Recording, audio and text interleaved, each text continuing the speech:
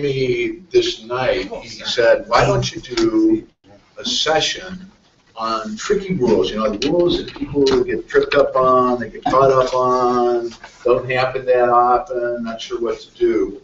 So I have no idea what those rules are. So you guys need to help me out a little bit.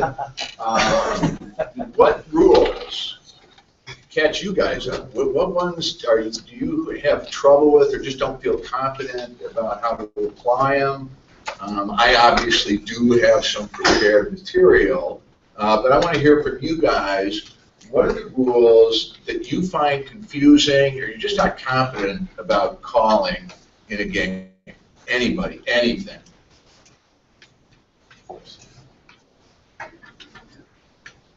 All right, we're done. Come on, Jimmy, you ever have trouble with the rule? Well, I was going to mention a few things. I mean, there was a video on Facebook a couple weeks ago that there was some comments on about that rocker motion. Okay. And I didn't follow it that closely. It seemed like there was some ambiguity there. Batters follow through interference. Okay.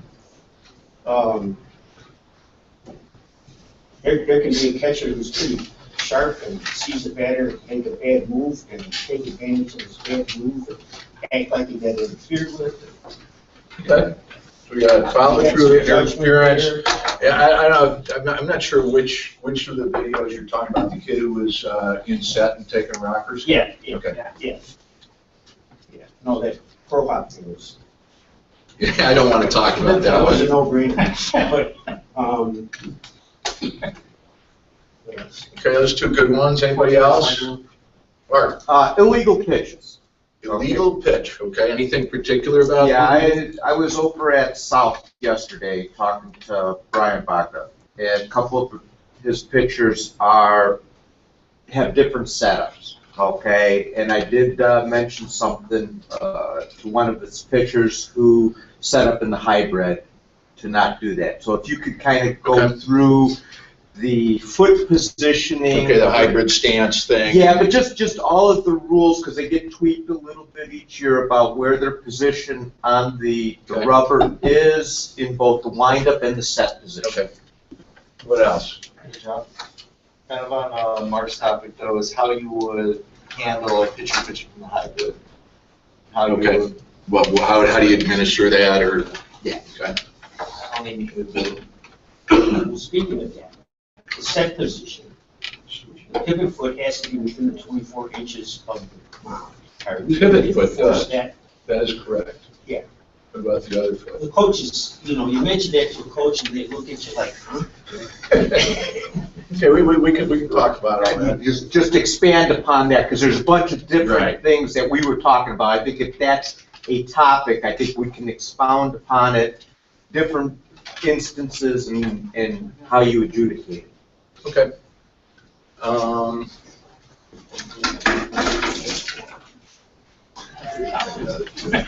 Okay. Well, let's just talk about that one. That's something I don't have anything prepared on. Let's just talk about this. This is going to be my pitching rubber. So, basic rule says in high school, if I want to pitch from windup, where does my pivot? I'm a righty, so where does my pivot foot have to be? It has to be in contact with the rubber. Can it be like this? Yes. Part of it can be in front. Could it be like this? Yes. My toes touching. I don't know if you guys can see that. That's fine. What about this foot? Where does that need to be? Depends on your set of the windup. I'm in windup. I'm talking about windup now. Even with the front plane or behind the rubber. Okay, so would that be okay? No. Yes, it would. Yes, it would. Excuse me. Yeah, it's a little tricky. I don't know if you can hear. Maybe you can see it better if I do it this way. So as long as the free foot is not entirely in front of the front edge of the rubber, he's in windup. Okay? This foot on the rubber someplace, be off to the side. It can be on this part of the rubber. It can be on this part of the rubber if he wants. But this foot just can't be entirely in front of the rubber. Okay? It can be partially in front of the rubber, it can be behind the rubber, it can be off to the side. All those are fine. Okay? Mark? Both heels touching the rubber in front. Say again. Both heels, So like this? yes, I think that's legal. it is. They're touching the rubber. Right. Okay. Set position is a little different. Now, there's a couple of things. The rule says his whole foot has to be in the confines, the pivot foot. The whole thing has to be in the confines of the rubber. I think the rubber is 18 inches long or something. 24. Okay. So it's going to be bigger than his foot, not like this magazine.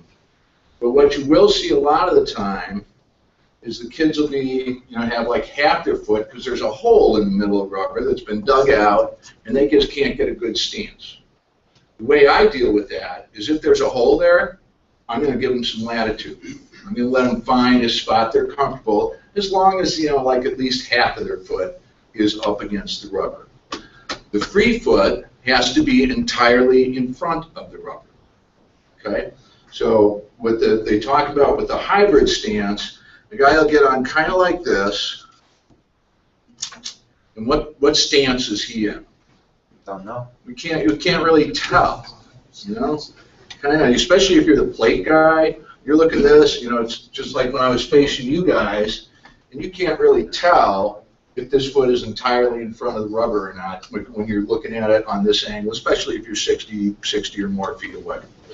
A lot of people, some of them coaches, some of them umpires, think there is a restriction on the free foot that it too must be, especially when pitching from set, that it has to be within the confines of the rubber as well. So, if the guy sets up real open so it's easier for him to look to first, and his foot's completely outside this plane of the rubber, perfectly legal. There is no lateral restriction on the position of the free foot. It's just, it's a matter of how long the guy's leg is and how flexible he is. Okay? So you can start like that, come set, bring it close. You can start like this, come set, bring it real close. You can start like this, open up as he comes set. All of those are legal moves. Okay? So, what do you do when you see the kid start out in hybrid? Okay, so he's like this, he's getting ready to pitch. What do? You're the umpire. Mark? Let him pitch. Okay, let him pitch. Somebody else want to say something else? Well, if there's no one on base, I'm gonna let it go and see what happens. Okay. He hasn't done anything yet. He hasn't done anything illegal. Right. Right. He hasn't done anything. He hasn't done anything. Are you clear on why this is hybrid? What likely to lead to an illegal something very shortly? I'm kind of inclined to agree with you that with no runners on, I'm less likely to notice it, right? Well, at the same time, most likely he would do at least 1 or 2 pitches from the windup when he's warming up. So what would you do then if you saw him? Yeah, if I see him in hybrid warming up, he started a game, he's warming up, and I see every time he goes, he gets up there like this, I'm probably going to talk to his coach right then and there and tell him that's not legal. Fix it. I'm going to talk to his coach rather than the kid if it's during warm-ups before the game is starting. Tom, that's not a legal pitching position. He's taking a hybrid stance. He needs to conform to the rules. Okay. You don't tell him how to do it, but you explain anything he doesn't understand.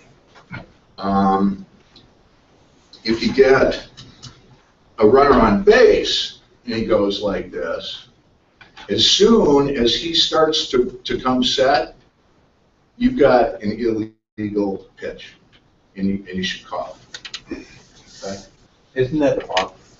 An illegal pitch with runners on base is a walk. Any illegal pitch with runners on base is a walk. That is correct. When do you call? It's got a deliberate pitch, right? Or does he just have to I start? think once he starts to come set from this position, I think we can get him. Okay. Any questions on any of that? Everybody clear on what's legal in windup, what's legal in set? The two big things, position of the free foot. Set, it has to be entirely in front of the front edge of the pitcher's plate. Wind up, it has to be at least partially behind the front edge of the plate. Okay? If you're heel to heel, it's just gotta be. Touching. Yeah, Yeah. so. Can't be entirely in front. Entire. Can't be entirely in front. Those are your two big trade-offs. The other thing is when in set, the pivot foot must be parallel to the rubber. Usually it's at the front edge of the rubber, perfectly legal for him to put it on top of the rubber if he wants to. You know, he's not going to get any kind of push-up, but it's not illegal. But that foot has to be parallel to the rubber. Okay? Again, this foot, any place, as long as it's entirely in front of the front edge of the rubber. Okay? Any questions? Make sense? Just a comment. If you're gonna call the illegal pitch, try and call an illegal pitch with nobody on, as opposed to the balk. Okay, you know, sometimes you don't see it. You know, all of a sudden, something's funny. Try and make that call as an illegal pitch, as opposed to a balk. Just, you know, not as habit. If it's a situation where it is a balk, it's a balk. But if you can get it where it's an illegal pitch, a lot of times the coaches would rather have the illegal pitch than the balk. And what's the penalty on that illegal pitch, Mark? It's a ball. It's a ball to the batter's count. Okay? Ball is immediately dead, ball to the batter's count. But you can't make the call until there's a pitch. That's kind of that thing. When you see it, don't call time. Just let them throw the pitch. And once the pitch is delivered, call time. And it's a, you know, if the ball gets hit or whatever, he's got to deliver the pitch for it to be an illegal pitch. It's nothing until he delivers it. You know, and I've had that situation. It's kind of one of the things. What you don't want to do is ignore it for the first 4 or 5 innings, and then it's a tight game in the 5th, and you know there's runners on base, and all of a sudden he does a hybrid thing, and now you call it because there's some advantage, and he's been doing it the whole game. Why are you calling it now? So you don't want that situation. Nail it early. Luke? When the rule first came about, it seemed as though we were going to give them a warning, so to speak. What's your inclination now, about 3 years They later? should know it. Yeah, it's, They should especially if stay we're doing a around. varsity game. Nothing new. That's kind of what I think the illegal pitch, in essence, is the warning. Yeah, it's a ball, but it's better than the balk and moving a guy. You know, and if you see it during warm-ups, Yeah, go ahead and then correct it. handle I'll tell Yeah, the give, catcher. you know, Yeah. that's a warning. So you stopping that pitch- That's perfectly reasonable. Before it crosses the plate, I'm calling time. As soon as he delivers the ball, as soon as it leaves his hand, because you I'm don't want coming to up get with into a. I've had it. I've had it. Call it as soon as he starts his motion. Because you don't want the ball to I've, come in I've, and. I've had it go in. I've had it go into the gap, and I'm walking down, killing the You play. can call it as soon as he starts his motion. Did you hear it? Pardon? You can call it as soon as he starts his motion. I called it as even as you're going. A lot of these guys are taught they deliver the pitch, and if the pitch is delivered and the batter's there, he's hitting it. It's just All the time. even though you're killing everything, all of a sudden the ball's in play, but you've killed it. So it's a better scenario. I've found, in my opinion, that it's a better scenario than a block. Yeah, I mean, a ball to the batter is not that big a deal, unless it's ball 4 or something. Yeah. Okay, let's talk about the, Robbie? Just really quickly, what's your thought on the pitcher in the set position with nobody on who does not come to a complete discernible stop? I'm probably not gonna see that. Everybody hear the question? Robbie said, you got a pitcher, he's pitching from set with no runners on, and he blows through his stop. You know, just never comes to a complete stop. What do you got there? Technically, in Fed, that is an illegal pitch. Okay, and it's a ball to the batter. Major league rules, college rules allow the pitcher to blow through the stop on set with nobody on.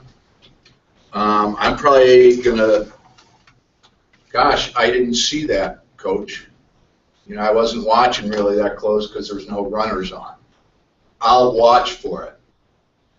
And you say it loud enough so the pitcher can hear you, so he knows you're going to be watching for it.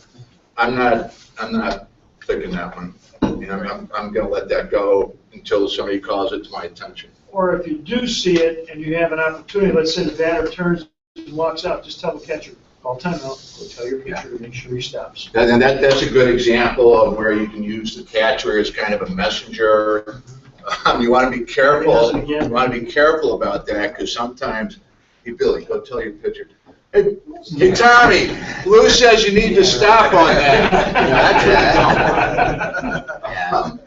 So the way Jerry said it, you know, the catchers, hey Billy, ask me for time. And they turn around and go, huh? And then you say time, and you say go out and tell your pitcher he needs to come give me a better stop on that.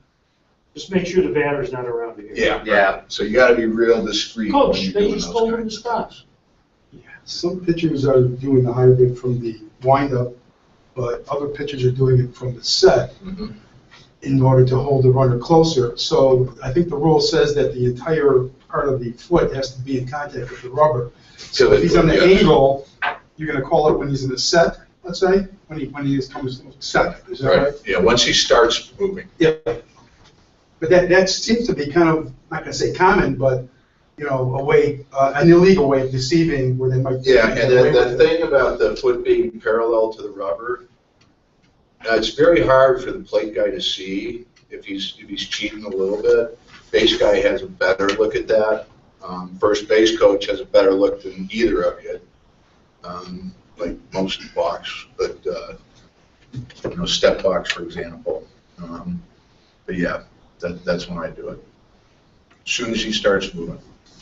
Before you get into that, talk about hit by pitch.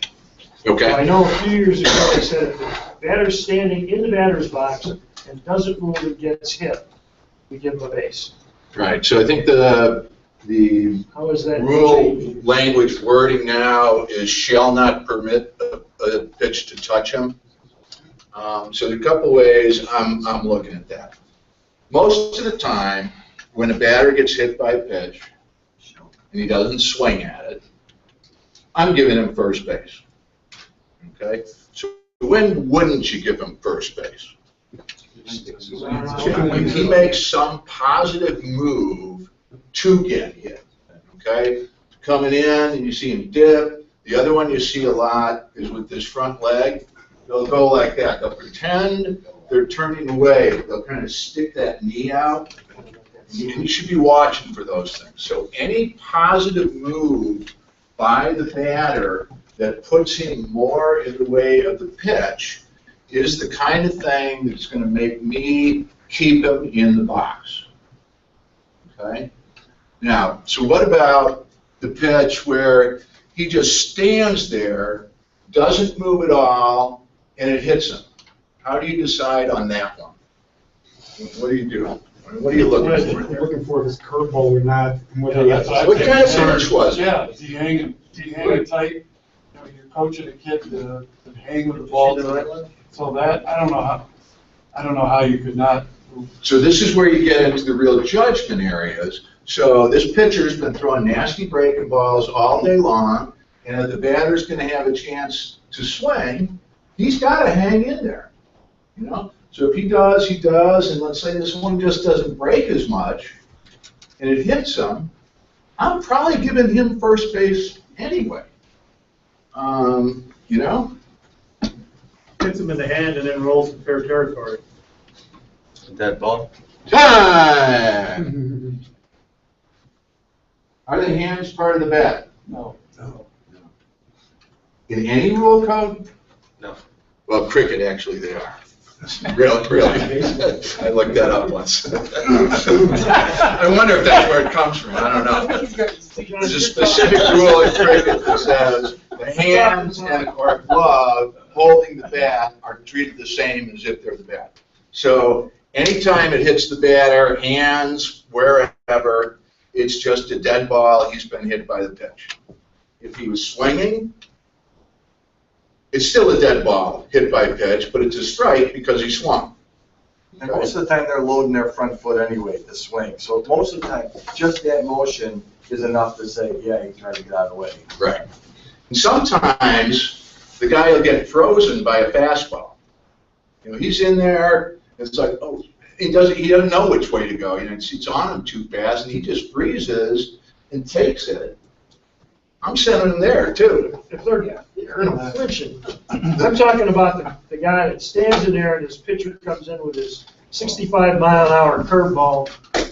Yeah. That's it in his shoulder. And it's not, but he just kind of stands there. Yeah. I'm probably keeping him there. Okay. The other factor that I look at though is where is the pitch? Is it within the vertical confines of the batter's box, or is it outside the vertical confines of the batter's box? Because if it's in the batter's box, that's really the batter's space. And the pitcher really shouldn't be pitching inside the batter's box. So the batter's going to have to do something fairly obvious on that pitch inside the batter's box by moving, or it's a slow pitch, nothing that you had all the time in the world to get out of, and he just stood there and watched it hit him. You know, that's the only time when it's kind of in the batter's box where I'm going to keep him there. Okay? If it's outside the batter's box, well, the batter really shouldn't be out there. That's really the pitcher's spot to work. And so outside the batter's box, I'm going to be more inclined to keep him there depending on what he does. I'm going to require some kind of effort to get out of the way when he gets hit outside the batter's box. Again, the mean curveball is the one that's tough, because to have a chance to hit it, he's really got to hang in there. And how's he going to know beforehand whether it's going to break or not? You know, I mean, you can see his curveball coming, but is this one that breaks a lot, or he didn't quite get the spin on it and didn't break? So he's hanging and waiting, and then, you know, at the last minute, any kind of flinch or moving away, I'm probably giving him the base. When you deem that you're going to keep him there, what is it? Ball? How do you keep him there? How do you keep him, because he's going to be going to first? So, good question. Talking about what's the right mechanic when a batter gets hit by a pitch. So, let's say it's the typical hit by pitch, and we're going to give him first base. Okay? He made some kind of reasonable effort to get out of the way. The first thing you say on any hit by pitch, time! Don't say dead ball. Say time. Hands up, time. That's your first call. You get first base. That's the normal one. Now, if we're going to keep him here, still time, and then immediately we're staying right here. That's how I do it. So you're down, you hit some, time! We're staying right here. No effort to avoid the pitch. The pitch is a ball. Okay, so you still want to call the pitch. Every now and then, I've done this once in my life, you can call a called strike on a hit by pitch. The one I had was the batter's had kind of a low crouch, and it was a little curveball type thing, and he kind of went like that. And I looked, and oh man, I was in the strike zone when it hit it. So I said, time, we're staying right here, pitch is a strike. And then the coach comes down, John, you haven't called that a strike all day. which I thought was a good comment, because he's not even complaining about me keeping him in the box. Doing a great task. You haven't called that pitch a strike all day. Yes, I have. Turned around my back. So if you're keeping them there, time, staying right here, and then say what the pitch was. Ball, it's almost always going to be a ball. And then you can give the count again. Counts 3-1. Okay? So that's kind of how I look at it, the hit by pitch. It always comes down to judgment. And some are really gray. You see Division I college umpires get fooled sometimes. You see Major League umpires get fooled sometimes. So there's a lot going on there. Slow down, watch everything happen, make your decision. Again, the things I look for, if he makes any kind of genuine effort to get out of the way, he gets the base. It's inside the box, I'm more inclined to give him the base. He's outside the box or makes any movement into the ball, moves in a way that makes the ball hit him, that's when I'm keeping him. And then they get crafty with it too. You see some guys, a pitch coming up high, and they'll go like that. So he's turning his head away, but he's making himself a bigger target with this. Same thing with that knee I talked about earlier, in a way, but sticking the knee out. You see those kinds of things, and he gets hit in that knee, or this, and he gets hit on this. That's when you keep him in the box. The other thing I'll mention is you see a lot of kids wearing the elbow pads now when they come up to bat. I'm always a little suspicious of those guys if they get hit on the elbow pad. I just am. So that's another factor that goes into my judgment on those kind of calls. I think they should make a rule. You wear one of those pads and you get hit on it, you don't get a base. I think that's what the rule should be, but that's just me. Okay? So let's talk about this follow-through interference thing. What exactly did you mean by that anyway? What is this follow-through interference? After he swung at the pitch, the bat goes around and hits the catcher. Okay, everybody got that? Batter offers at the pitch, boom, comes all the way around, and his bat hits either the catcher or possibly the ball. If the pitch in the dirt that he swung at, catcher blocks it, it comes up in the air, and his follow-through could come around and hit the ball. Okay? So what do you do with that? It wasn't intentional. It's just, he swung hard and came around and hit him. He wasn't trying to. What's the call there? What is it always?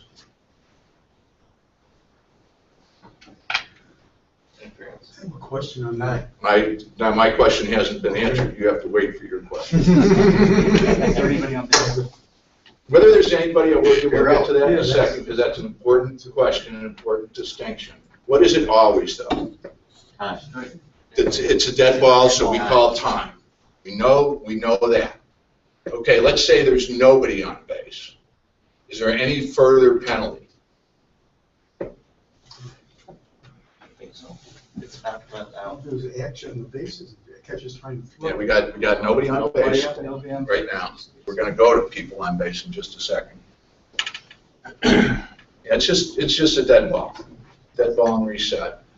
Unless, let's say it was a pitch in the dirt that the batter swung and missed on, came around and hit him. Since if that was strike 3, that batter has become a runner. Because uncaught third strike, nobody on base, so he has become a runner. But the ball's dead. Do we give him first base? Do we call him out? What do we do?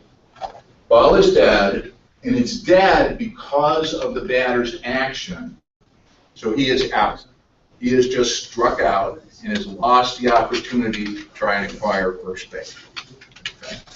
Now let's say we do have runners on. Okay. Same situation. Let's say it's a 1-1 count, something. pitch in the dirt, comes around swinging, nails the catcher on the arm of the helmet or something, they foul. Call time. What else do we got? Is anyone going on the pitch? What, Is Robbie? anyone moving? Say it loud and clear so people can Are understand. any of the runners moving? Okay. It matters if there were runners going on the pitch. Okay?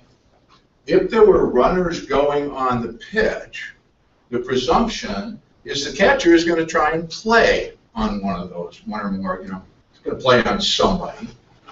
And that follow-through prevented him or hindered him from doing it. Like any other batter interference, if he catches that pitch and gets hit, you let him try to make a play. You don't call time. If he, if he doesn't just crumple from the force of the hit, he just tries to go through it, tries to make the play. You leave the ball in play.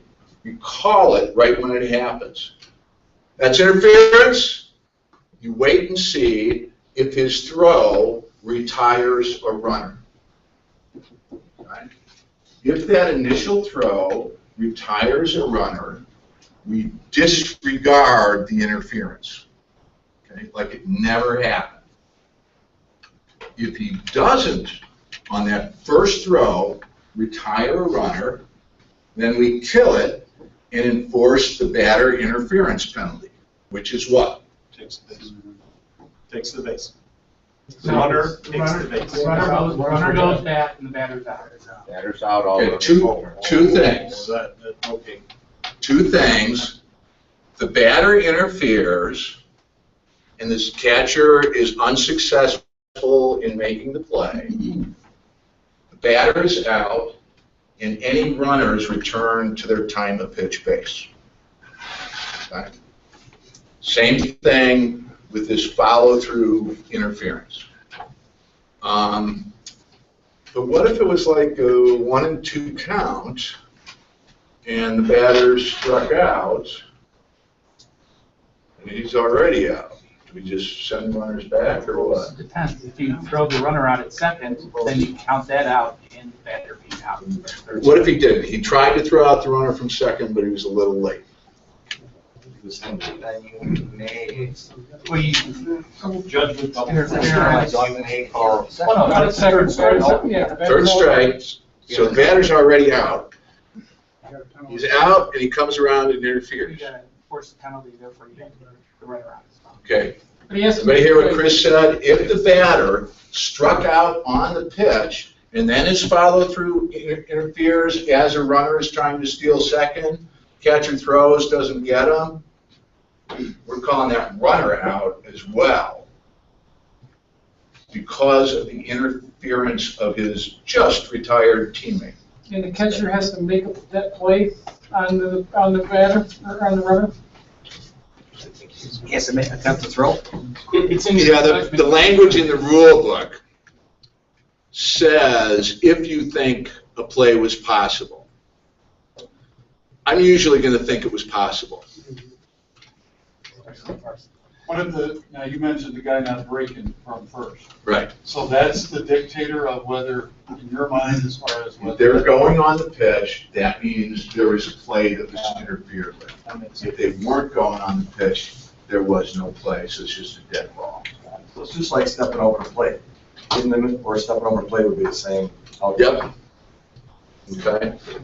So there has to be a play. Go ahead. I just want to make sure of your answer.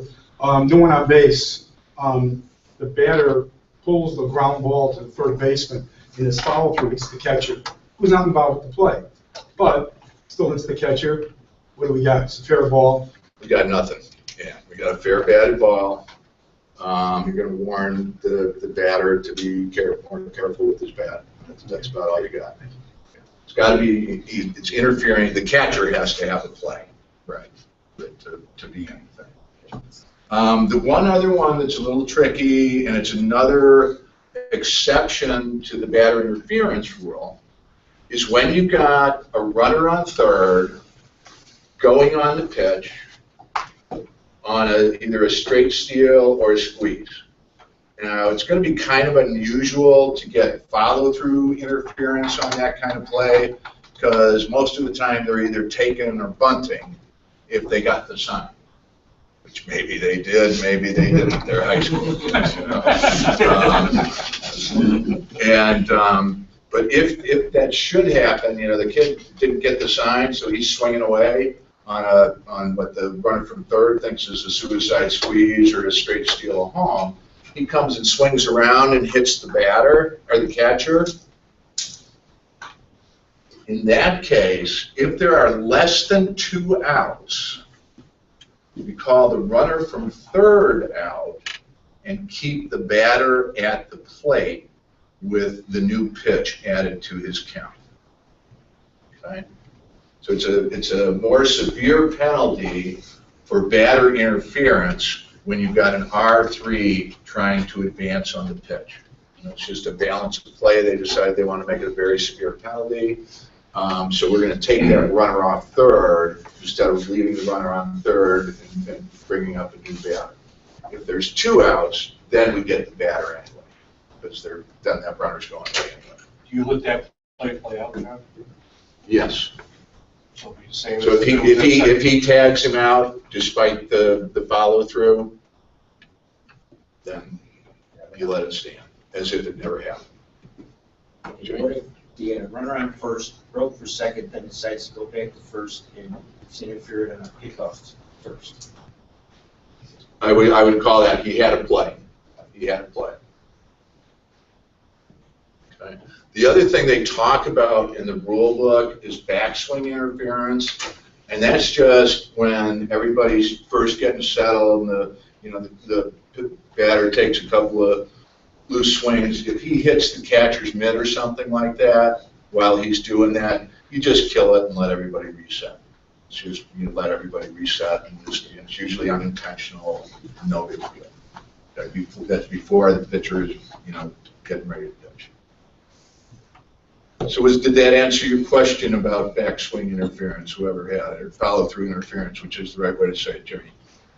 Well, yeah, but I was specifically thinking about the runner breaking from first and going back to first, and you got the catcher selling his. Does he have to throw it to first, or does he just has to look like he threw it to first? So there's different things you're going to see with this follow-through interference. Sometimes they're going to nail the kid, the catcher, and he's just going to go down. It hurt. He's not thinking about making any play. If there was a play to be had, I'm probably getting the guy. But if it doesn't get him that good, then I've got to see at least some kind of attempt. He might not actually release the throw, but I want to see him at least acting like he's thinking about it. Because then I've got, well, he didn't because the follow-through interference messed him up. If he never even saw or showed any inclination, I'm probably not getting anything there. Again, so nobody on base, really no penalty, kill it, tell them to be more careful. Runners on base, nobody going, again, no play was interfered with. Runners on base and somebody's going, then a play or the possibility of a play was interfered with. If the batter struck out on the pitch, I'm getting the runner, unless he was already at second base kind of by the time the batter was swinging at it, then I might not call him out. I'd send him back to him. Okay.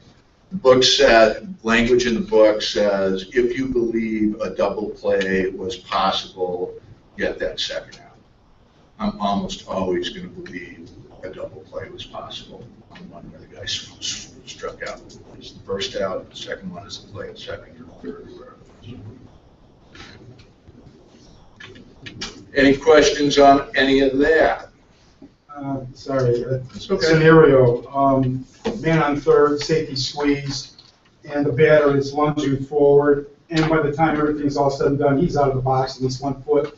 The catcher, thinking he might be a bunt, he's not hanging back, he's trying to go forward, and now he wants to catch the guy going back to third, and he finds that the batter across the plate and all this, isn't his way, he pumps, he doesn't throw, because it's hit him in the head. Okay, this is more regular batter interference that Yes, we're talking yes. about now, which is what this whole chart is about. So in that case, I'm getting the batter interference. Thank you. Okay. So in the normal case, this is where this comes in when the ball is already past the batter and the catcher either catches it or it remains in the vicinity of the plate. And I say it that way because if it's a wild pitch or a pass ball that's going into the backstop, then everything changes. Batter interference is when the ball is either caught by the catcher or he blocks it and it's right there in the vicinity of the plate. In that situation, if the batter does not want to be liable to batter interference, he needs to stay in the batter's box and not make any unusual movement even within the batter's box. If he does anything else, he makes himself potentially liable to a batter interference call. Now this situation is, we've got, probably a safety squeeze, let's say, and the batter squares and the pitch is off target, let's say, and so he's like way over, and he comes out of the box trying to get, the runner was about halfway down the line, sees the bunt's not going down, he's going back, catcher comes up, he wants to throw him out, but this batter is right in his way. I'm calling the batter interference on that, and I think I'm guessing what you're trying to get to is, do we need a throw to call the batter interference? What you need is some kind of attempt at a play. So he's got to at least cock to throw if I'm the umpire. If he doesn't at least cock to throw, well, he didn't try to do anything, so there's nothing for the batter to interfere with. If he aborts because the batter is in his way and not in the batter's box, that's good enough for me to make that call, batter interference call. And again, that's interference. If he throws, let that play out. If the play is successful, we disregard the interference. Let's say you've got runners on first and second, double steal, batter takes the pitch, and after he takes it, he steps back like this. He's still in the batter's box. He just moved from the middle of the batter's box to the back of the batter's box. And the catcher who caught it, he's been taught, the batter's got to keep his position, so he goes behind him. This guy's in his way, so he doesn't throw, and then he throws down to second, and the guy from first is a slower runner, and he actually throws the runner from first out at second. What do you have on that play? Are you judging interference on the I batter? have nothing. What, right? Are you judging interference on the batter? Yeah, I called interference on the batter. I would have the batter out, runners return. I would have the batter out, runners return. Why? Because he attempted to make a play at third base. Everybody hear that? This is kind of a tricky one because the first throw he actually made did retire a runner, right? Right. And the first throw he made was down to second to get that slow guy coming from first. But the first play he attempted was to get the runner from second and third, and he aborted that attempt because the batter illegally got in his way. In that situation, I am killing it as soon as he aborts the throw to third. That is the play the defense wanted to make, and they were prevented from making it by the batter doing something illegal. Is that the preseason guide from this year? I don't know, is it? Sure looks like it. In the very back page, what does situation 5 say? I think it's 5. Scenario 5? Yeah. All right, you want me to read it? Yeah. Scenario 5, due to the interference, F2 is unable to complete an initial throw to third base. However, F2 successfully throws to second base and retires R2. Ruling 5, at that point, at the point that F2 is unable to complete an initial throw, the play should be ruled dead, and the interference penalty is enforced. Batter 3 is out, R1 returns to second, and R2 returns to first. Sounds familiar? Exactly. So there's your backup. It's good to read those things. There's usually something on the test from them too. So that was a good clarification from Fed, because before that, there wasn't really anything clear that would tell you that just aborting the throw and then being successful with the second throw, that you would still enforce the penalty. And that is the right way to call it. You don't let the offense determine what play the defense tries by illegal action. Okay?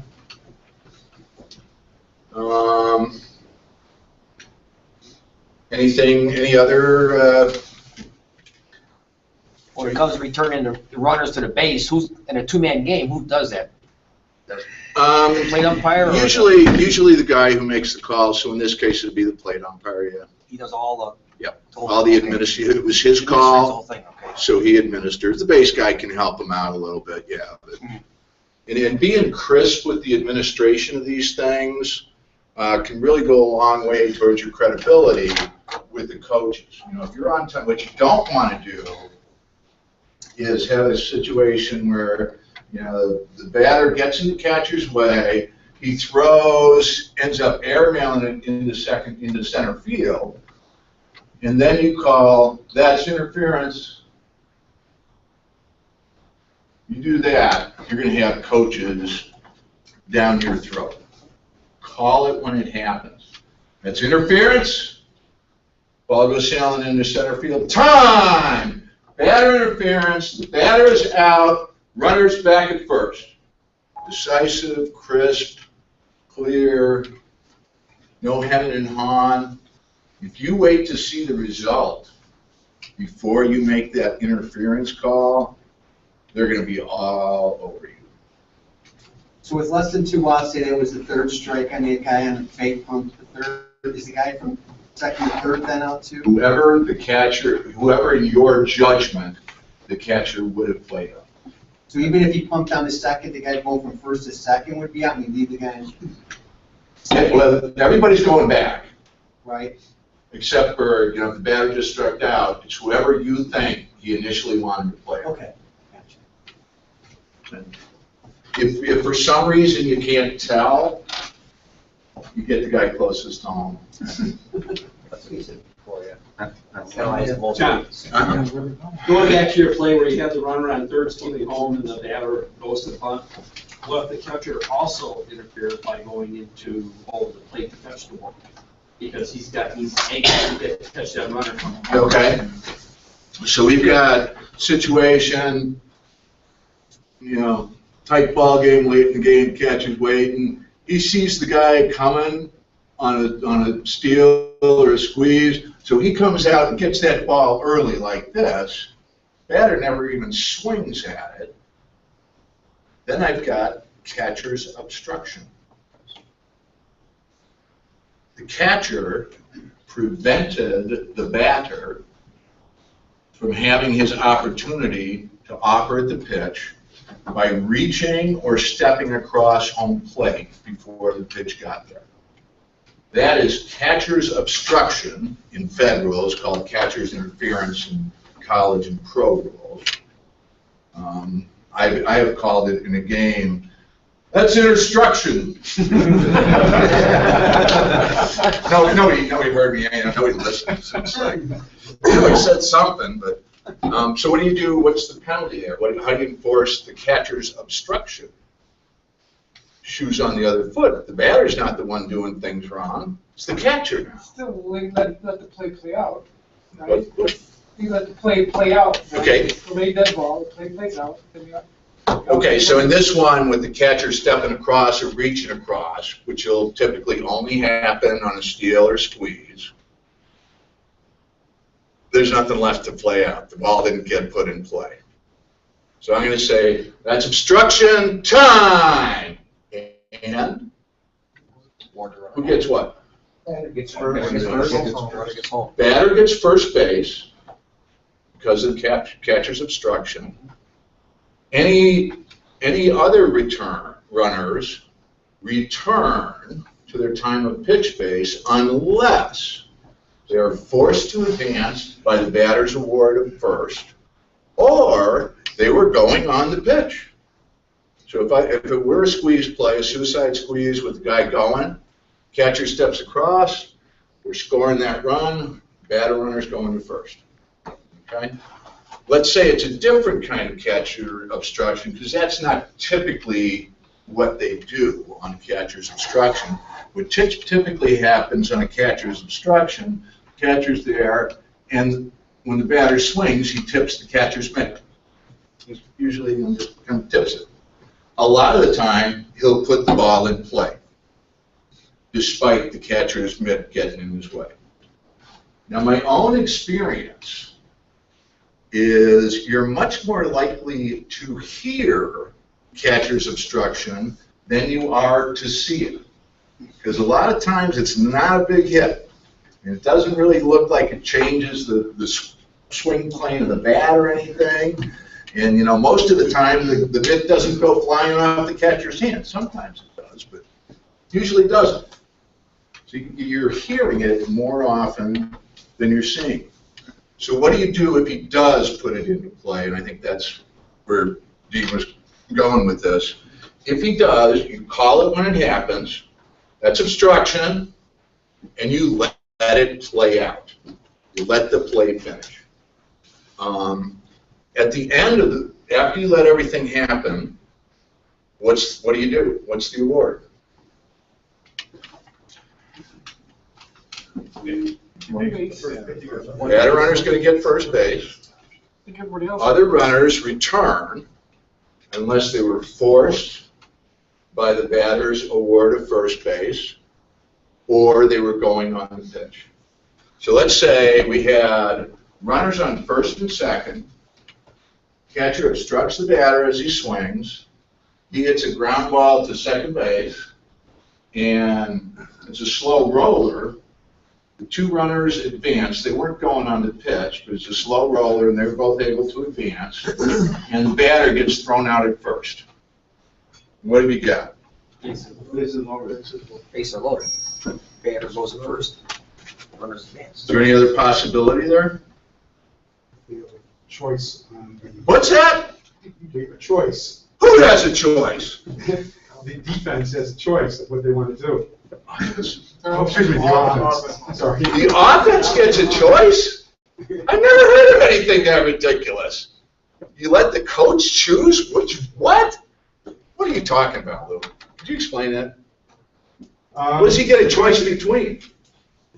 Whether he wants to play as it played out, or whether he wants the ball killed and interference called. Okay. In that situation, one of the rare ones, catcher's obstruction, the coach gets the option of letting the result of the play stand or having the penalty enforced. Okay? Now, in this particular case, he'd be pretty crazy not to take the penalty. Because if he takes the penalty, he's going to have bases loaded and no new out. And if he doesn't take the penalty, he's going to have runners on second and third and one out. You know, But so if you have a left-handed batter that always goes to the post to the right but side. you could run into a situation where catcher obstructs the batter on a swing. There's a runner on third and let's say a runner on first. And batter hits a fly ball to right field despite the obstruction. And the runner from third is able to tag up and score on that play, let's say for the go-ahead run in the sixth inning. So there, he can put that runner on third back and put the batter on first. He's going to have bases loaded. Or he can let that run score and take the sacrifice fly. It's his choice.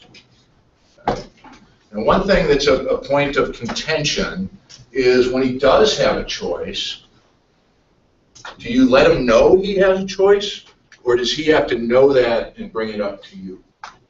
Bring it up. I believe he has to bring it up. Okay, Lou says he has to know, he has to bring that up. Anybody else? Robbie? Depending on the level, you might go to the coach and tell them. Okay, it might be a level dependent thing. I think it's a level dependent thing. Alan? I think you make him bring it up unless it's a situation where it's advantageous for him, then I think you let him know he is not. Okay, everybody hear that? If he really does have a choice that's meaningful, you know, he really could get an advantage, let him know. So in Major League Baseball, it is the custom and practice that the manager has to know, and he has to initiate the conversation if he wants the result of the play rather than the penalty. The interpretation books that I find most credible, and specifically the Carl Childress's Baseball Rules Differences and the Jackson Rotor Manual, both recommend for amateur play, like what we officiate, go ahead and let the coach know if he has a meaningful option. Okay? So that's the way I would do it. Now, you're not going to do it every single time there's catcher's obstruction because most of the time it's a no-brainer and the penalty is the right thing they want. But if, you know, they get a runner into scoring position or score a run on the play that's going to come back if you enforce the penalty, that's typically the kind of situation where you might say, hey, coach, you know, you've got an option here, and just lay it out for them, let them choose. Okay? Makes sense? Okay, one more tricky thing on catcher's obstruction, as long as we're talking about, is there ever a time when the coach doesn't get a choice and you just let the play stand? Okay, so let's say we've got a runner on first, batter obstructed on his swing, but gets a base hit in right field. Runner from second tries to stretch it to third. Batter runner's safe at first, and the guy from first gets thrown out on a close play at third. And the coach says, huh, "Yeah, I'll take the penalty on that one." Okay. Go ahead. I think it's if, including the batter runner, if they gain a base, then it's all on their own, and there's no catcher, there's no obstruction anymore. That's exactly correct. So if there's catcher's obstruction and all runners, including the batter runner, advance one base safely. So in my example, the runner from first got to second safely, batter got to first safely, all the runners advance one base safely. The catcher's obstruction is disregarded as if it never happened, and the coach does not get a choice. Okay? Just a quick thing. It's all basically the same thing. And when you're, Same, it's just different when you get runners scale. on first, Right. second, they don't slow down there, Just make it. and they have the two runners advance, they threw the runner out at first. Now, runner on second cheated a little too far, the guy at first tries to go out and airmails it out to left field and they're running. You're letting that play, Absolutely. and then that's another advantage for the coach to take what he wants. Always let the action come to a complete end on the catcher's obstruction. Batter interference, you let the first throw in, and then okay? Because like you say, play could develop in a way. Play's not over. The action hasn't relaxed yet. He's trying to pick the guy at second because he got a little aggressive, throws the ball away, 2 runs score. Coach gets his choice. Do you want those 2 runs to score, or do you want to put your guys back at second and third and your batter on first? All depends. Regardless of what happens, you're always calling obstruction right away. Call it when it happens. That's right. Because calling it after the fact, you know, ooh, that didn't work out. Well, he was obstructed. Why didn't you call it then? You know, it's like, call it when you see it. but let it play out. Okay. Okay, what other rules? Let's see. Go back. Any of those? Okay, we talked about batter interference. We talked about catcher obstruction.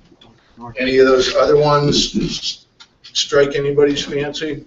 Curiosity? Go over lineups, John. Lineups. What you need to have on the lineup card at the beginning of the game. Yeah, what do you need to have on the lineup card at the beginning of the game? Point out though. That's on the back.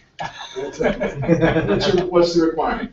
You're supposed to have what? 9 players. Okay, play conference, who's lineup card do you take first? Oh, No, always take the home coaches. And what's it supposed to have on? 9 players.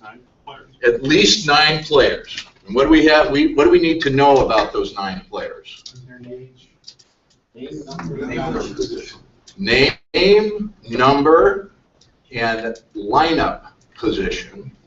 So I want to know where in the batting order they are. And then there's 3 position players-ish that I'm worried about.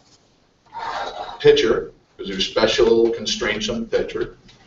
The catcher, because the catcher can have a courtesy runner. And then whether or not there's a DH. Okay. So we need name, number, courtesy positions, but I need to know who the pitcher is, who the catcher is, and if they're using a DH, who is the DH, and which player is batting, and who is the player being batted for. Okay? That's the minimum things I need.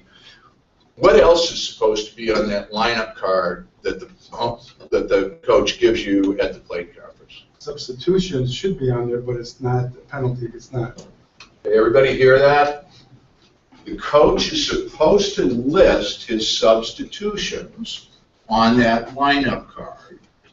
But as Lou points out, there's no penalty if he doesn't. So what are you going to do? Coach comes up, he gives you the lineup card, and he's got, let's say, 10 guys because he's using a DH, but there's no subs. What do you say? What do you do? Can you ask for it anyway? Sorry? Can you ask for it anyway? You sure can. I would. I might say something, no subs today, Bill? Well, looks like you got more than 10 guys in your dugout. Oh, I forgot, man. So what are you going to do? Are you going to say, go ahead and put him in, and we'll wait for him? No. Yeah, I'm not either. He's supposed to do it. He should know he's supposed to do it. A lot of the teams now have all the whole roster pre-printed on their lineup cards, so that the subs are there all the time anyway. If they're not there, what I'm going to do is say, Tom, could you bring me a list of your subs and get a copy for Jerry as well by the next half inning? Thank you. That's how I deal with it. Alan, you do anything different there? I have something. No reason to piss him off before the game. FPR does a nice thing. What happens later in the game when he wants to put a substitution in, and the substitution isn't listed on your card, or the supplementary list he might have given you? What do you do then? Do you just allow it? Add them in. It can come in. There's examples in the case book. The JV team got finished early and came over to watch, and he decided to give them a couple of innings of play in the varsity game. Perfectly legal. No penalty, no restriction of any kind. It's a blowout. Let's get them in. Kind of a little thing. But you can still get in a lot of trouble with lineups. And so the things that people tend to find confusing are the. I need to maybe jump ahead a little bit, but you're saying, so you have a catcher listed on a lineup card, and they give a courtesy run on top of the first inning.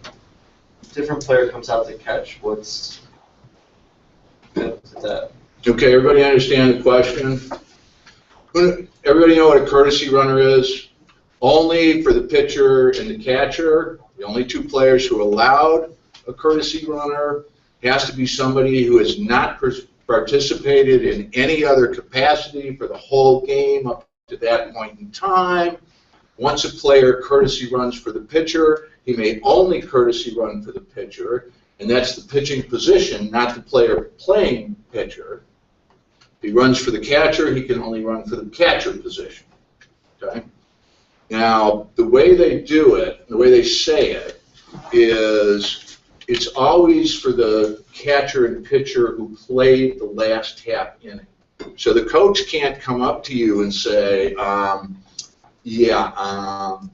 Billy's going to pitch next inning. He's been playing first base, but he's going to pitch next inning. So if he gets on base, I'm going to courtesy run for him.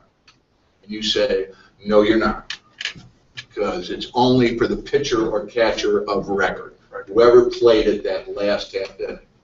Well, in the top of the first inning, the visitors haven't played defense yet. So there, it's whoever is listed as the catcher and pitcher on your lineup card who are eligible to get a courtesy runner should they reach base in the top of the first inning. And that's why I said I want to know who the pitcher and the catcher are. That's one of the reasons I need to know who those two guys are, so I know if they do get on base, they're allowed to have a courtesy runner. So Robbie, thinking very deviously, like some coaches might do, might list a guy as catcher on the starting lineup. They know he's a good hitter, not a particularly good catcher. And he's not a good runner, but he's a good hitter.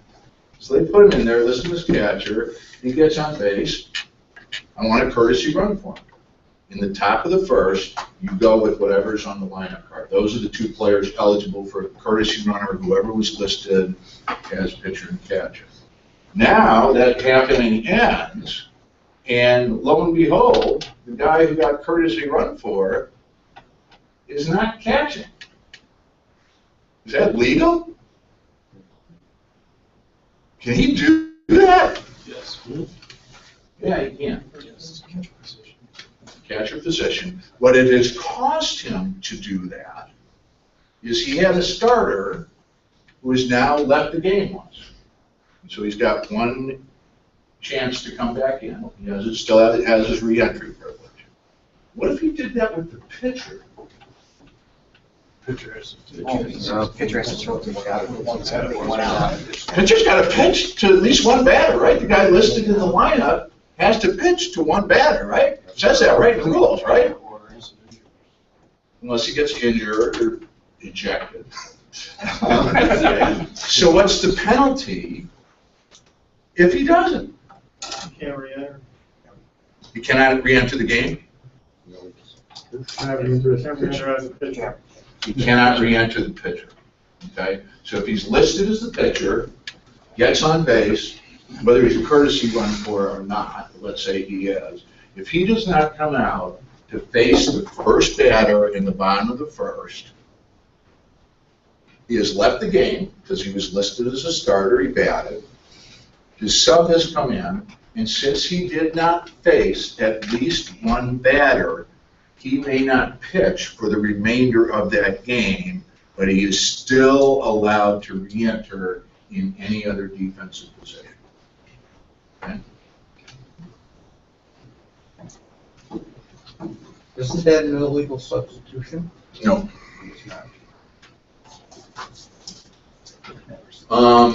So, things that people get in trouble with on the lineup. One is the designated hitter rule. The high school designated hitter rule is, they're all different. Each league, OBR, NCAA, and Fed all do their own designated hitter rule. Okay. So, for the Fed designated hitter rule, if the team wants to use a designated hitter, it must be listed on the starting lineup card. What position can the designated hitter hit for in high school baseball? Any position. So college and pros, it's just pitcher. High school, any position. The way to think about that is there are two players sharing one lineup spot. One plays defense, one plays offense. But they're both locked to the same lineup position. Let's say it's the fourth slot.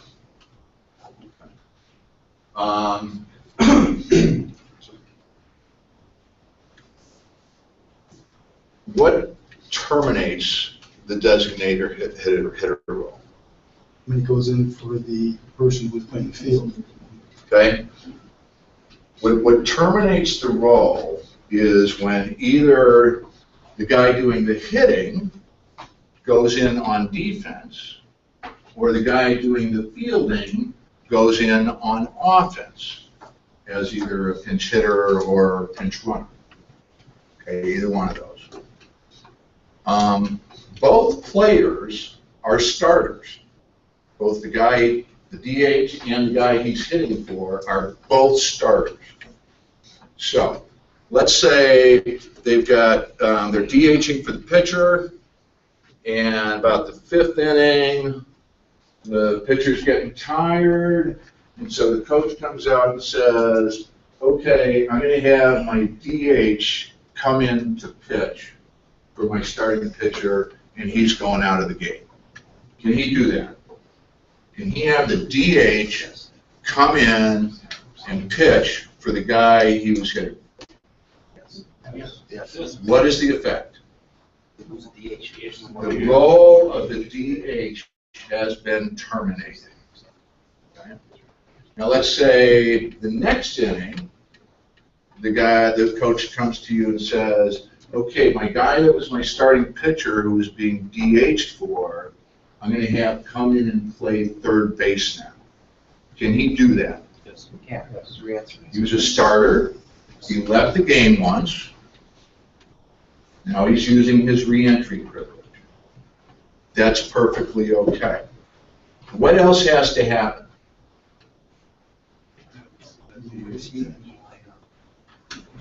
You know, what does?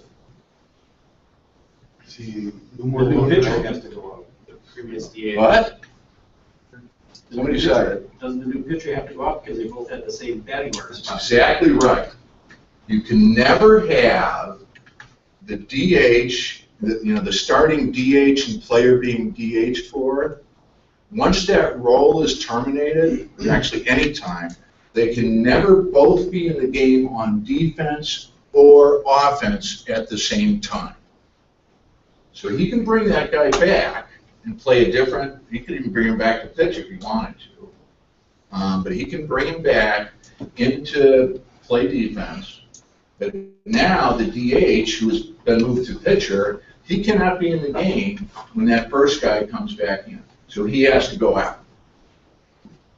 Okay? You have to maintain the same spot in the order, right? Because they're both tied to that same spot in batting order, and there can only be one player in the game in that batting order spot at any time. When the DH is active at the start of the game, the defensive player never bats. He's tied to that spot. Once they terminate the role, those two players can't both be in the game at the same time. That's the key way to think about it. It does that. Now, later on, so let's say he puts the third baseman to pitch, takes the guy who was originally DH, later pitcher out, and another inning later, he wants to bring the DH guy back. Can he do that? He's a starter. He's only been out of the game once, so he's still got his re-entry. He can come back in. Who has to come out? The guy who was originally batting for it, because they can't both be in the lineup at the same time. Okay? So that's the DH rule in high school. Must be in the starting lineup. Any defensive position terminated when the guy being hit for plays on offense, or the guy hitting plays on defense. and then after that, they can't both be in the game at the same time. Okay? So what you're saying is the third baseman, let's say, the pitcher at third base, he comes in, so if DH is pitching, then they have to be the pitcher. They're both in the same time. Now, I'm saying every coach will know that, but there are some newer coaches, oh, hey, I'm taking over the other guy, you didn't know this. And you get, explain to him real quick, this is how it has to be. So then now, if that happens, he doesn't know what's in there, do you still get your 8 pitches, or does he get a chance to warm up? The pitcher gets 8 pitches. Okay, so what if it's, he totally F's it up, and now you got a guy coming off the bench, now warm-ups at all? Is this like, does he get his 8 and he has to go, or can you get enough time to warm up? You can always give a pitcher extra pitches if you think it's appropriate. Right. And that's a situation where it would be. Even though it may not happen, but you never know. The effect is the guy who he came in for cannot return to the mound in that game.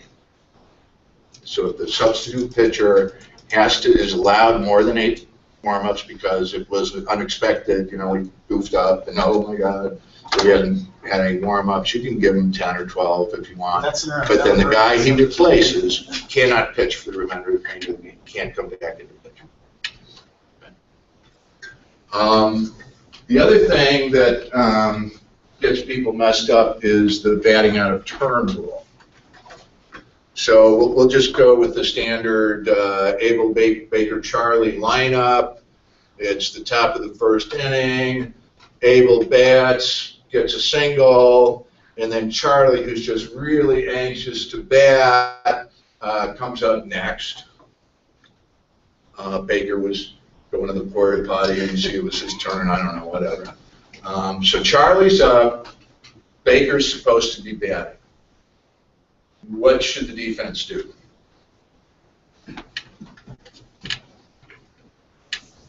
Let's say they after 2 pitches to Charlie batting in Baker's spot, the defensive coach comes out and says, "Hey, Blue, he's batting out of order. Charlie's up, and look, Baker's supposed to be up. You got to call him out." Bring out the Baker.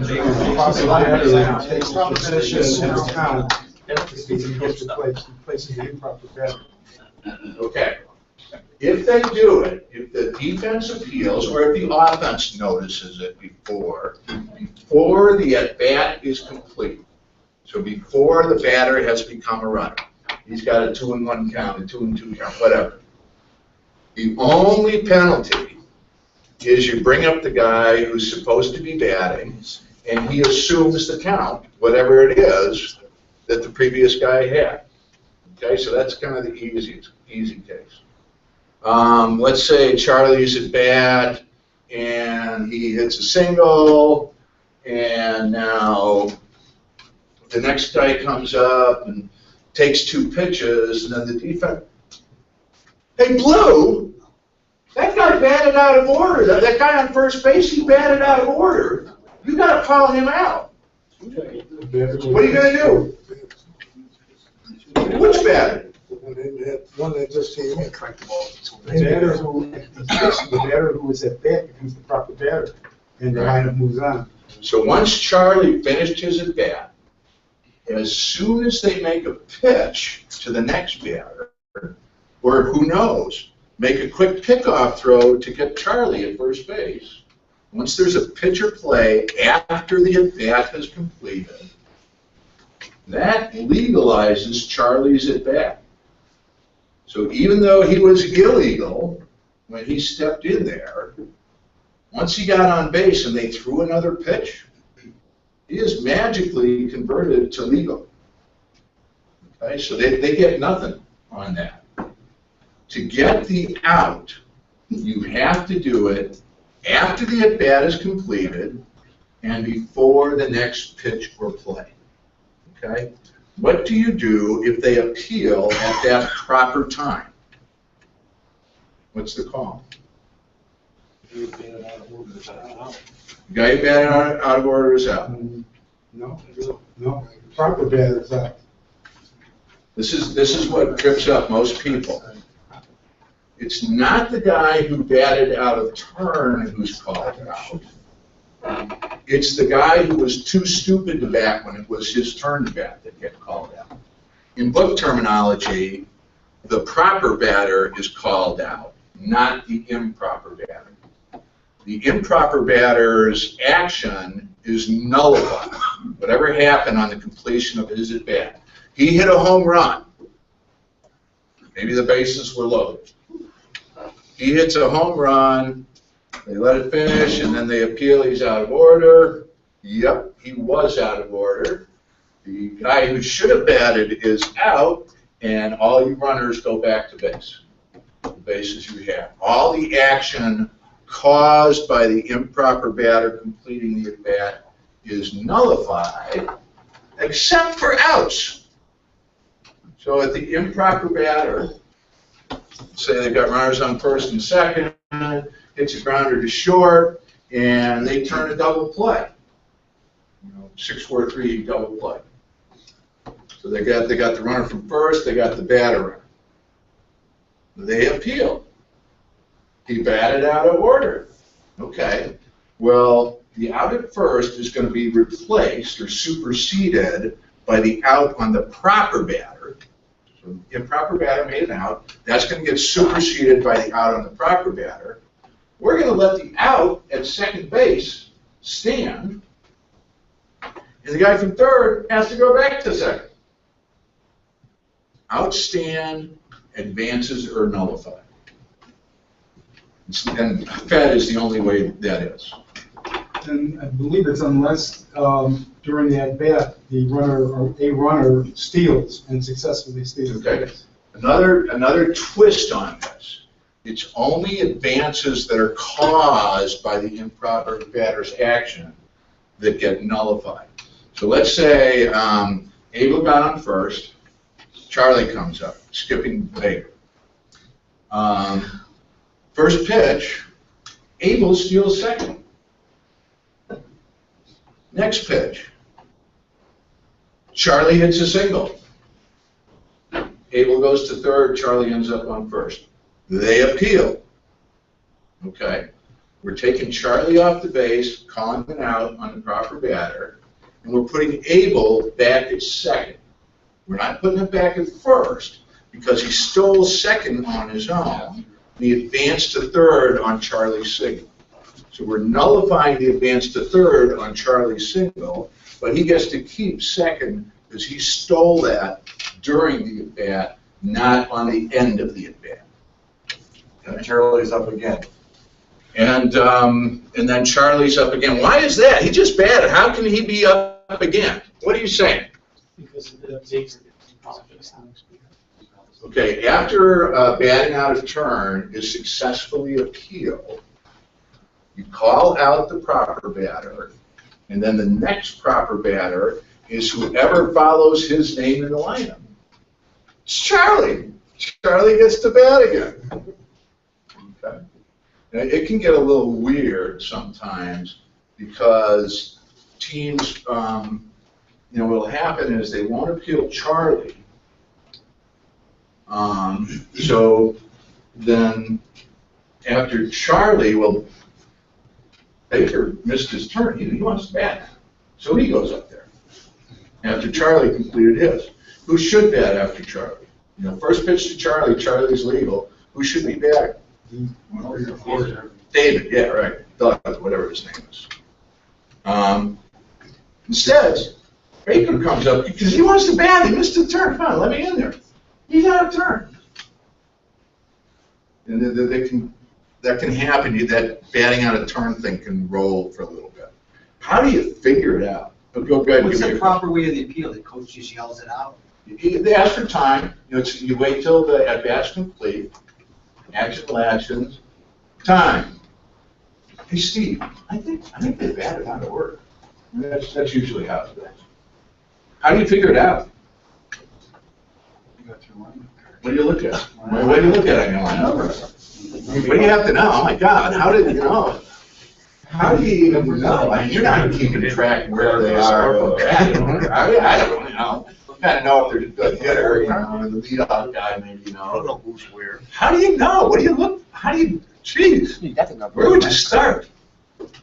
Numbers and names.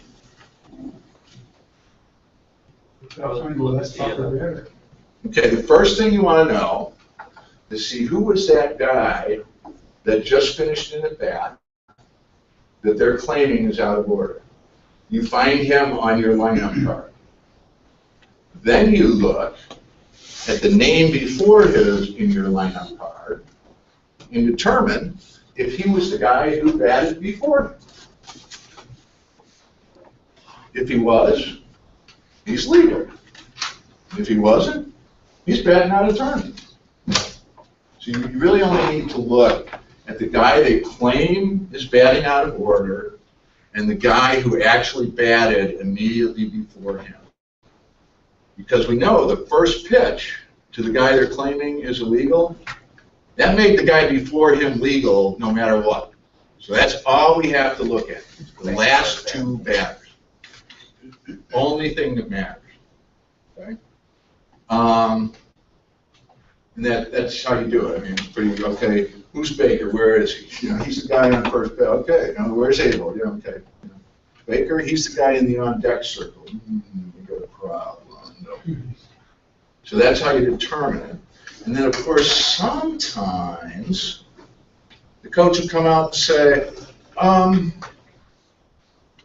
he's batting out of order because it says Jones, number 23, should have batted there, and this kid is number 18, and he's not even in my batting lineup. He's batting out of order. It becomes an unannounced legal substitution. Maybe. Okay, so go ahead, Robbie. Find out what the kid's name is. Yeah, it doesn't matter. Just pick one. Well, I mean, number 18, just figure out what his name is, because the name is what's required to be correct.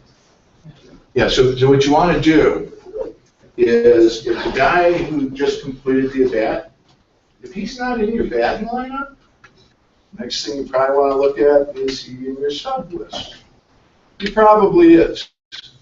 And most likely, he's an unannounced sub. And that has happened more than twice during varsity games when there's a lot of substitutions going on. And the opposing manager, he's batting out of order. I don't want exactly as you presented it. It happens, and if you're not on your game, yeah, that's right. He's not supposed to be batting there. But the opposite is true, as we discussed. Right. So just because the name isn't in that lineup spot that was supposed to bat doesn't necessarily mean it's batting out of order. It's most likely just simply an unannounced sub. The kid maybe went in to play right field last inning, coach forgot to tell you, his turn came up, and he batted. An unannounced sub is perfectly legal. There's no penalty for doing it. You note it then when you find out. You know, I'm not sitting there watching, ooh, is that the same left fielder that was in the game last inning for that team? It's me. Sometimes I know. So that could happen. Usually notice. The other thing that could happen is he says, that's not the guy who's supposed to be batting in the fifth spot, it just finished. And you look and you say, well, who was it? And you see, oh my God, look, there he is. He was in the 2 spot 3 innings ago, and the coach subbed for him, and he just came back in now, unannounced, on offense, into the 5th spot. And what do we got? He says batting out of order, right? Guy started in the 2 spot, re-entered in the 5 spot, batting out of order. It's actually an illegal substitution. If you re-enter a starter in a different spot in the batting order than he was originally, or the player that the DH was batting for enters in a different batting spot than what the DH was batting, that is actually an illegal substitution. They kind of are batting out of order, but the illegal substitution penalty supersedes the batting out of order penalty.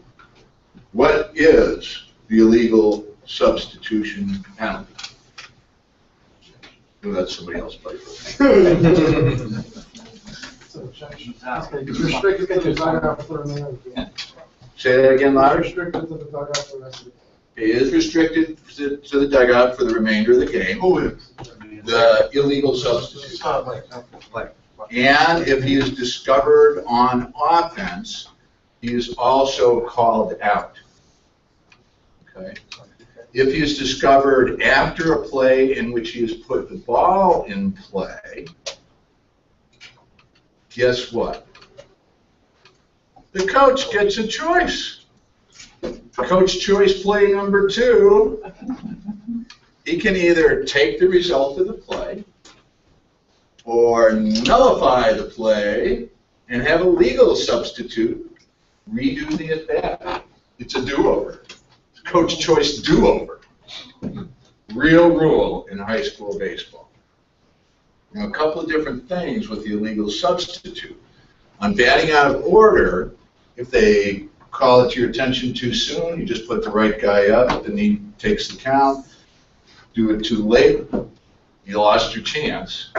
Illegal substitute, as soon as he steps into the batter's box, they can call it to your attention, you determine he's illegal, he's out. He can get a single, steal second. They call it to your attention, you find out he's illegal, he's out, restricted to the bench.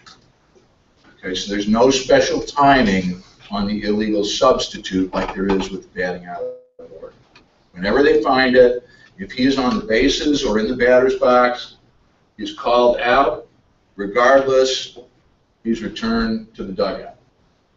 If it's discovered on the play, immediately following the play, he put the ball in play, coach has the choice, letting the play stand or do-over.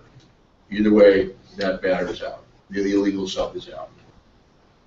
Now, that's offense or defense if coach has a choice? Let me get this one first. John, what are you doing if they don't realize that first, but you know? If you know it, then you call it when you know it. Yeah. I don't know how you could, I guess. It happened to me last year. They had taken out one of their star hitters. He was a really tall guy, so he was not hard to not miss. Okay. And he went out, and then in the bottom or top of the 7th, when they were trying to rally, they were going to bring him back out for a guy who was like 8th batter. And I saw it coming, and I'm going, this is good. Or this is something, but the other coach caught it too, and he just said, you can't. Okay, so you prevented it from happening. Yeah. That's exactly what you should do. If you catch it when they're trying to make an illegal sub, you don't allow it. You don't let them do it and then, ha, gotcha! That's exactly the right thing to do. If you notice it at the time they're trying to make an illegal substitute, you just don't allow them to do it and tell them, if I let you do that time, I'd have to call him out and he'd be restricted to the bench for the rest of the game. So, good job. Mark? Whose choice, offense or defense? Well, generally the defense is going to be the one, it's whoever had the illegal sub, the other side gets the choice. So you can have an illegal sub on offense or defense. If it happens on defense, the player is removed and restricted to the bench. And if he's discovered immediately after a play he was involved in, guess what? Coach's choice. Let the play stand, or take him out, restrict him, and nullify the play, and where you're having a do-over. Okay?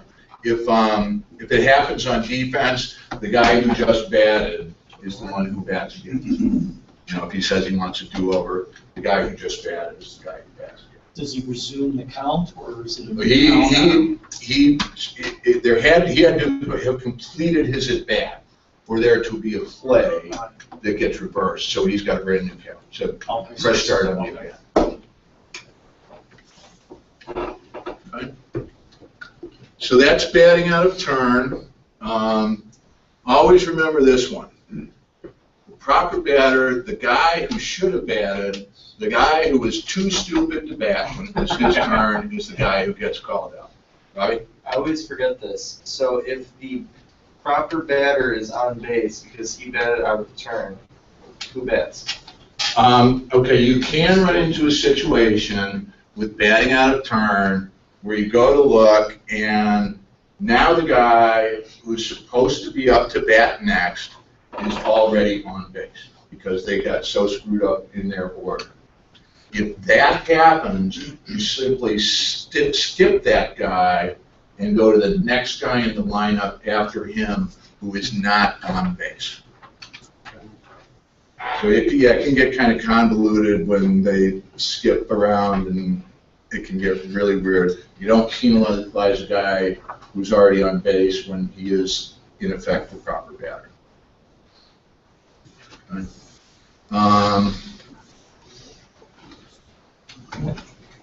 Okay. So be careful with that unannounced sub versus batting out of turn thing. That's caught a few people in the past.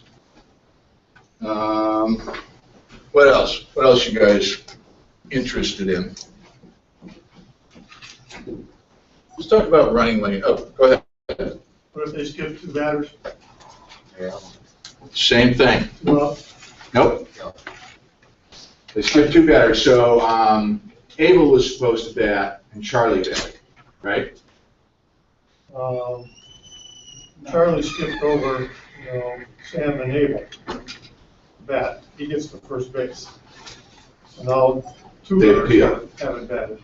Yeah, they appealed it, We right? appeal, we have proper appeal. Right. So what do? You find the guy who's on base. Right. You find the guy who's before him in the lineup.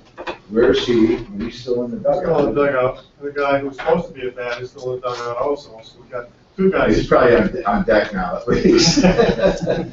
So you go to the guy who should have batted, Abel. He's out. Who's up next? Baker, because his name follows the proper batters in the line. And then Charlie's going to get the bat again. Because he follows Baker. 2 outs. No, only he can only get 1 out. Out of the inning. Out of the position or for the act of improper batting. Other outs happen on the play, the double play scenario. You get to keep that one too, but only 1 out for the act of batting out of turn. And it's on the guy who should have batted.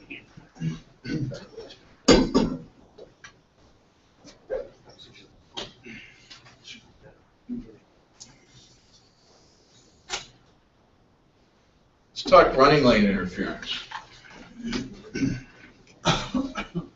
The purpose of this rule is really originally to protect the first baseman from getting crashed by a batter runner on a close play at first. That's really the intent behind the rule. So when does it come into play? When is the runner restricted to the running lane? And that would be the batter runner. Where is the running lane anyway? Okay, it starts halfway between home plate and first base, and it's 3 feet wide. What's the left edge of the running lane? The first baseline is. Okay. And then the right edge just is 3 feet in foul territory from there. He runs all the way up to first base. The lines are considered part of the lane. Batter runner is constrained to that running lane, the last half of the distance to first base, when there is a play being made to first base. So if he hit one into the gap, no reason for him to run in the running lane. Run wherever he wants to. Just when he is running that last half, they're trying to make a play to first, and it's most often going to come into play on plays originating from the area around home plate, kind of in between the mound and home plate. That's where it's going to tend to come in play. So either on bunts or a swinging bunt that's kind of a squibber or something like that. In order to not be called for running lane interference, all he has to do is stay in that lane for that last half. Then no matter what happens, as long as he doesn't do something intentional, he cannot be called for running lane interference. Can't happen. If he chooses not to run in that lane, say on a play, catcher's making a play at first on a bunt, what makes him guilty of running lane interference? He's out of the lane. Does anything else have to happen? You need to throw. He doesn't have to throw. You need to throw. What's that, Jim? You need the catcher to make a throw. I would generally agree with that. Somebody was objecting to that, though. Somebody objecting to that? Scott? He doesn't have to make the throw, though. Explain. Why not? What could he If do? it was the catcher or the pitcher running towards the first base line, and he's in the way, or if he throws in the right field, I mean, he doesn't. That's two different things. Right. He threw. So let's talk about the not. If he doesn't throw it because of some reason he's thinking he's going to hit him in the head and he makes the attempt to throw it, still considered an act to make a play on him. Okay, this is a tricky one. I am generally not going to call running lane interference without the fielder making a throw to first base. Now, I could probably imagine some exotic situation, pitcher coming over to get a little sliver up the first base line, and he gets it, and the guy comes right by him as he's trying to throw, and he aborts the throw because he's going to hit the runner with his follow-through or something like that. I guess maybe I'd have to see it. Maybe. I generally don't want to throw.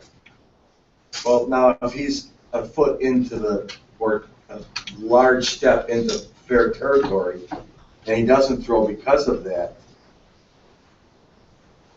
Your judgment? I thought it was a high school rule where you don't have to throw it, but an NCAA professional rule where you do have to throw to hit the guy.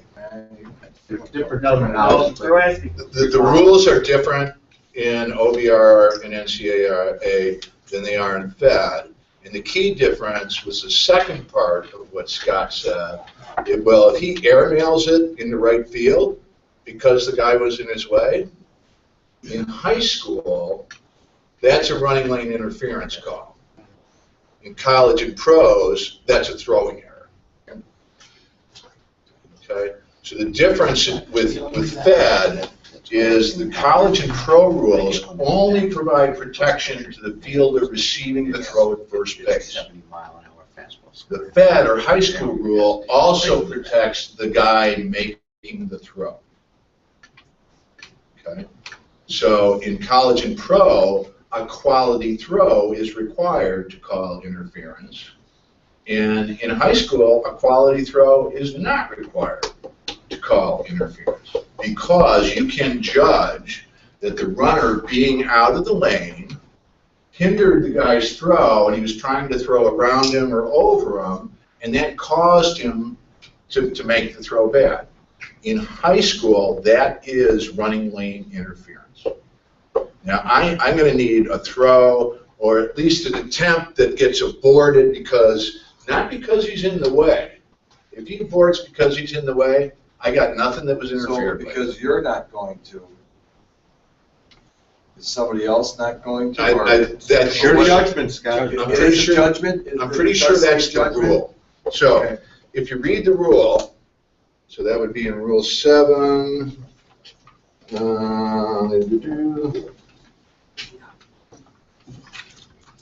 Big one.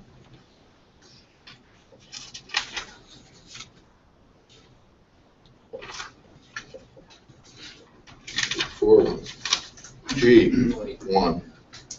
Not S. 841G. I'm taking it out. If he's making an attempt to throw, Because you think in high school, they don't want anybody hurt. If he's making an attempt to make that throw. Okay, this is the rule language. He runs outside the 3-foot running lane while the ball is being fielded or thrown to first base. I think there's got to be a throw. Or fielded. Yeah, I don't even know what that means. How do you field the ball to first base? I think they mean throw.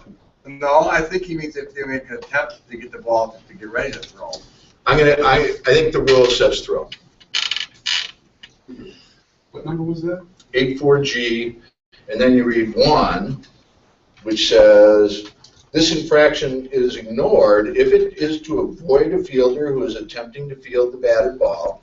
So you've got the play where the squibber's up the first baseline, pitcher, maybe the first baseman are coming after it, kind of right on the line, or maybe it's already been deflected or something, and the catcher, so the runner runs further into foul territory, leaving the running lane to avoid interfering with the fielders. He's fine doing that. If he goes the other way into him, he's not so fine. Or if the act does not interfere with a fielder or a throw. So that's the judgment you have to make, is did his being outside of the lane hinder the defense's opportunity? So the obvious thing is the throw hits him in the back and he's out of the lane. That's an easy call. The harder call is he airmails it. Did he airmail it because the runner was out of the lane, or was it just a bad throw? That's your judgment. Doesn't matter, right? That's your judgment. Well, I'm going to give you an extreme example. It does matter. Batter bunts, and he, comes up, to the right side of the pitcher's mound from the catcher's pavilion, and he goes, and he actually runs to the foul side of the running lane. Catcher comes up with the ball in fair territory, he's 3 feet fair, and he just makes a terrible throw to first. Now, that runner was not in the running lane when he should have been. At all. Did he? Yeah, he wasn't anywhere in the path. Was he responsible for that throw? That's not the situation that we're talking about. Well, it's a different run, right? Now we get to the one where the same play, only now the batter runs inside in fair territory out of the runner's lane. This time the catcher makes the same bad throw. This time I'm calling the runner out for runner's lane interference because he was in the way. He was in the throwing lane. And so I'm going to give that benefit of the doubt to the defense on this call in making the judgment, because the batter runner is the guy who's not doing what he's supposed to do if he's not in that lane. But just being out of the lane in itself isn't enough to call it. What about the third scenario where the catcher makes the play, but the runner is inside the running lane? And it hits him in the back or No, something? no. And they're not in, the runner is not in the throwing lane, and the catcher airmails. Fine. Nothing, right? Right. That's how I would. That's the point I was trying to make. He goes foul when the guy's making it from fair, makes a terrible throw. Well, what, you're saying he was distracted because the guy was so far foul? No, you're not getting anything on that. Well, I'm just saying, no matter where he's running, even if he's a little bit in foul, in Right. fair territory, If he is not in the throwing lane, coach argues that he was out of and he should be. No. my judgment, he did not interfere. That's how I would. That's how you. It's going to be an easier sell, though, to say, yes, he didn't, to the other coach when they come out and say, why does it interfere? Because it was on a baseline. Yeah, but, I got an out. yeah, the catcher, Take it he's out, trying to cover throw for it a out catcher right who field. threw it, who made a bad throw, that's all. Yeah, That's right, all I right. would envision. And a lot of coaches don't know the rules. They think if he's out of the lane, he's guilty. They think if he's out of the lane and they don't get the out, you should call running lane interference. That's what they think the rule is. And that's why I asked for that third scenario, because I see that happening just as. I've had that a couple of times myself, and they do want to come talk to you about it. And that's what you say, in my judgment, there was no hindrance. Mark, do you have? Same situation or similar. The only thing is drop third strike that gets away to the right. Are we judging the same thing if the batter runner is out of the running lane in foul territory, he's hindering? How about in fair territory? It's exactly the same on a drop third strike. It does not matter how the batter became a runner, whether he batted the ball in play or became a batter runner on an uncaught third strike with first base open or less than or 2 outs. All the same principles apply. As long as he's in the lane, he's fine. If he's out of the lane, did he interfere? Your judgment. Benefit of the doubt to the defense, because offense is the one who's not doing what they're supposed to, but you got to be realistic about it. If he's in the throwing lane, I'm nailing it. If he's not, I'm probably not. Again, you call it when it happens. Don't call it after you see the result of the play. So call it, you know, if you see the throw, the guy's in his running lane, and throw, fielder airmails it, that's interference. Immediate dead ball, time. Hits him in the back, time, that's running lane interference. What's the penalty? Batter's out, what happens to other runners? Go back where? No. They go time of interference. This is another difference between pro and college and high school rules. High school rules is time of interference. So why would that come on? When would that, you know, come on? It's all going to be the same thing, right? You understand? Let's say we've got runners on first and third. Offense has a safety squeeze on. Batter squares, bunts, gets a good bunt down, runner from third comes, pitcher goes over to field it, thinks he's got to play it first, so he goes home, runner from third gets in just underneath the tag, catcher, though, thinks he's got a shot at the batter, so he fires down to first base, and the batter's running out of the lane, and it hits him in the back, 2 steps shy of first base. That run scores unless out on the batter is the third out of the half. And it would be nullified for that reason, because he gets to keep his time of interference base. So if it wasn't the third out, that run would score. If the guy from first had already reached second when the ball hit him, he's going to keep second. If he hadn't quite reached second when the ball hit the guy out of the lane, he's going back to first. So time of interference. When is that? When you judge, when the ball hits it, or when it's whenever you judge it, whenever you judge it is. So if it hits him, it's when it hits him. If he airmails it, I would say as soon as you realize that throw is offline. You don't want to make that call real late. You want to call it when you see it, not after you see the result of the play. I believe there's a provision in the high school rule book where if it's a fastball to the right side, that the batter runner can go to the fair side because the catcher's been throwing. But what happens if that is what's happening, but the throw from the catcher gets discombobulated on the fair side of first base, and there's action third strike, he's gone for the outside throw. Catcher hears that, so he moves inside, so he's not in anybody's way. Catcher makes such a bad throw, he throws right across the throwing lane and hits the guy. I got nothing. That's nothing. Nothing. Because he didn't interfere. He wasn't in the way. Kind of a technical thing. The lines are considered part of the running lane, and to be considered in the lane, the batter runner cannot have either foot, any part of it, outside of the lines. Okay? So if he's got half of his foot on the line and half of his foot in fair territory, he is not in the lane. If he's got his foot running on the line, he is in the lane.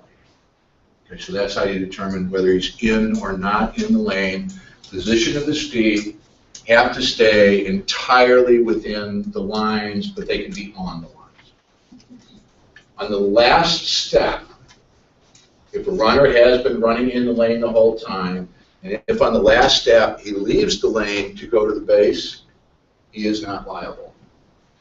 The base is not in the running lane. The base is left for the running lane. So he's allowed to leave it on that last stride to the base. Okay? Any questions? Just cause more trouble. Also, okay, the runners are, depending on where they're at the time of the incident or whatever, but if they're still not to the base, because it's pretty quick, but they're 2/3 of the way to second, 2/3 of the way to third or whatever, then they're back. Yep. They have to be there. Yep. Last legally acquired base. That's the time of interference. And most of the time, it's going to be their time of pitch base. But there are weird situations, like I just went through with the safety squeeze, where it might not be. But they're movement on the pitch. Right, right. I don't know about you guys, but I'm a little tired. So we're going to call this a wrap. I really appreciate everybody's being engaged. You guys all have a great season. I can't believe this weather we're having. I'm guessing they're actually going to start on time. Who knows?